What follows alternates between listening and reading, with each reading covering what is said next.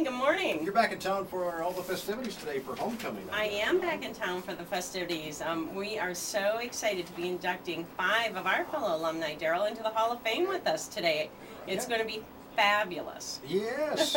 One of those inductees, well, I know actually most of them, Larry Elliott. Yes, ABC, our own ABC local from guy. Channel 12 in Flint will be there. I saw him on TV this morning, so he must be making the trip up after he gets off the air. Well, you know, I made the trip up last night. I think to my mom's chagrin, I pulled in about 1:45. So I'm glad that I'm functioning and that you had coffee in the studio. Yeah, I'm glad you got up with a little bit of sleep to come in here this morning and join us.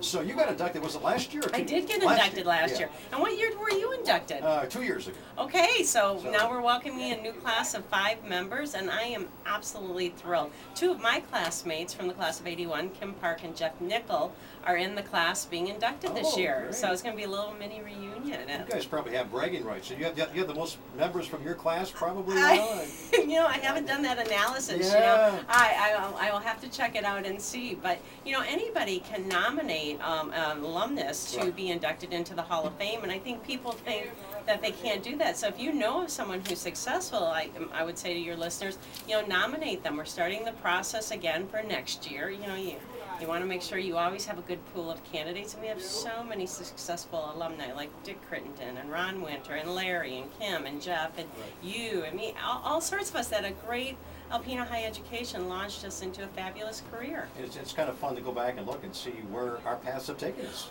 once we have graduated. Absolutely, and most of us get to do exactly what we love to do because of that education that we got from Alpena High School. It taught us, you know, to fly, and it's okay to, you know, try different things and do exactly what your passion wants you to do. Now, you're involved in writing some books, I know. I do. I have my 3rd book coming out this month. Somebody said, well, how many books have you written? I said, I'm kind of like John Grisham, 1 a year. So that it doesn't seem like I'm like John Grisham sometimes when I'm writing late at night. But and your home base is Chicago. My home base now is Chicago. For the past 13 years, I've been in Chicago. I was at Michigan Tech, believe it or not. I went from Michigan Tech to Chicago, so it's a little bit of a culture shock, but absolutely love Chicago. So what is the new book about?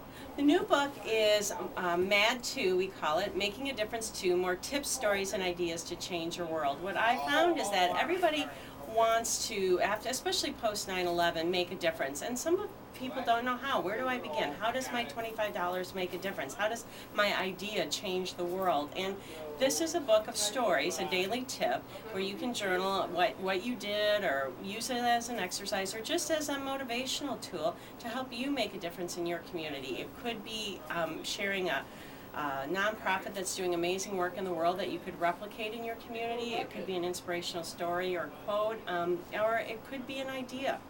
Okay, all right. In the book, you said it's coming out this month? It's coming out this month, and so, you know, I think it's a great holiday gift, and you can get MAD 1 and MAD 2 and get a twofer. Anyways, you can find them on our website and Amazon.com, and it's just fabulous what people are trying to do to make a difference. Most people don't realize there are 12 million people, Darrel, that work in the nonprofit sector. That's 9% of the workforce. 9%, that's more than the automotive industry, more than the electronics industry, and more than oil and gas industry, and nobody talks about it. So a lot of people really are involved in philanthropy, charity, nonprofit, making a living, making a difference. Okay, what is your website?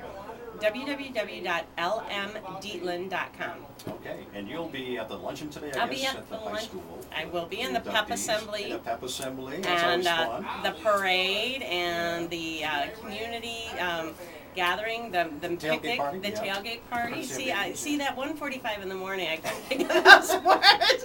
Well, it looks like we're going to have great weather today. Fabulous weather. I remember 2 years ago when I got inducted, it was a monsoon all day long. Are you kidding? No, it was a downpour, but today looks perfect. Oh, well, last year was pretty. Did you ride in the parade? Yeah, I did. Did you? Did you ride and throw candy out the car?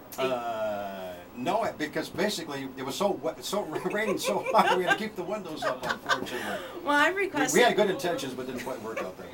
Well, I have requested Doug Brewski this year because last year he's fabulous as the driver of his red Corvette, and he tosses candy out. He gives you candy toss out, and Terry Liz said, who's Terry Gagne, she said, I wanted to be in that car with the candy.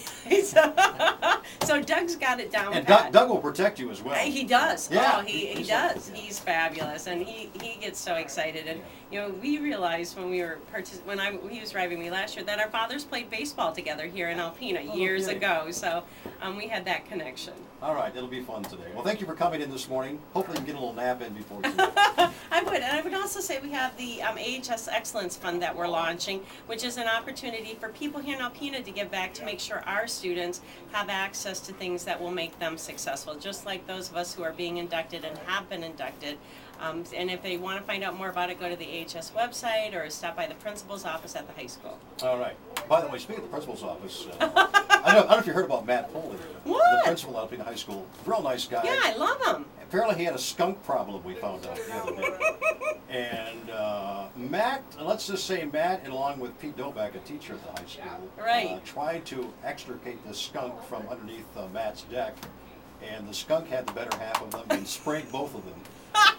So hopefully Matt is smelling nice too. Oh my gosh! Well, I know I will choose a seat that's not next to him at the Pep Assembly. Sorry, Matt, I had to bring that up. I guess it was announced at school yesterday. I found out. Oh my gosh! I am gonna so teach him about that. You know, there were a lot of skunks on the road, a lot of smells last night driving up. So I'll see if it's lingering. And I understand Mr. Doback actually took a bath in bleach to try to get the skunk smell off. Oh my gosh! Did they not hear about tomato juice? I heard tomato juice always seems to work if you have the dog get sprayed, so I don't know. I don't know. Oh, that's a Anyway. fun story. Thanks for sharing that. All right, yeah, I'm sure Matt will appreciate that as well.